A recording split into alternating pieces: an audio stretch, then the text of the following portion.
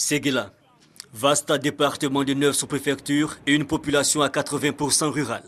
Ici, la culture de l'anacarde constitue la principale ressource agricole.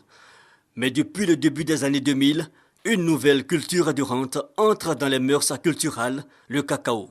Toute la zone aujourd'hui est couverte de cacao, mais cette culture de cacao remonte à l'année 2000. Voilà, donc les cacaoyers ici sont jeunes. Et ici, nous rencontrons moins de maladies. La présence du cacao dans la région, c'est le fait de ces agriculteurs venus du centre du pays. La culture du cacao à l'époque embryonnaire a pris du volume. À Lazarco, un de leurs campements, cohabitent plusieurs communautés. Quand on était venu pour prendre les places, et puis comme avant nous on fait le champ à Bio, à San Pedro, c'est là-bas, on s'en va aller chercher le grain pour venir. Et puis on a fait, actuellement ça va. Quand on voit cacao, on fait les pépinières, et puis s'il y a la pluie, et puis on plante. Les Kouyaka, les Senoufo et bien d'autochtones ont pris fait et cause pour le cacao. Cet agriculteur du Nord est venu faire fortune à Lazarco. J'étais à Kourogo pour faire anacarde et coton. Mais j'ai vu que ça ne va pas. Le cacao qui est bon. C'est à cause de ça que j'ai pris mon bagage. Je viens de commencer le cacao. Vraiment, le cacao là, c'est bon.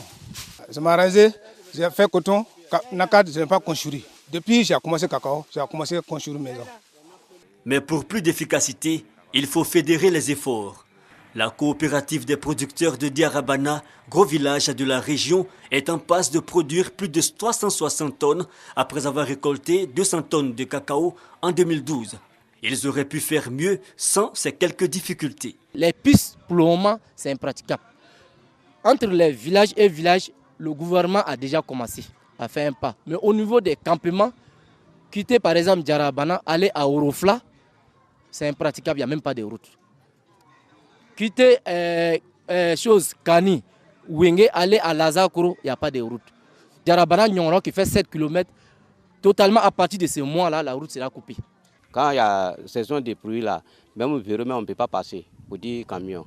Si nos produits, pour faire sortir nos produits, c'est difficile. Une seule préoccupation sur toutes les lèvres, un meilleur développement du réseau routier. Cela va permettre une extension vers le nord de la très stratégique boucle du cacao.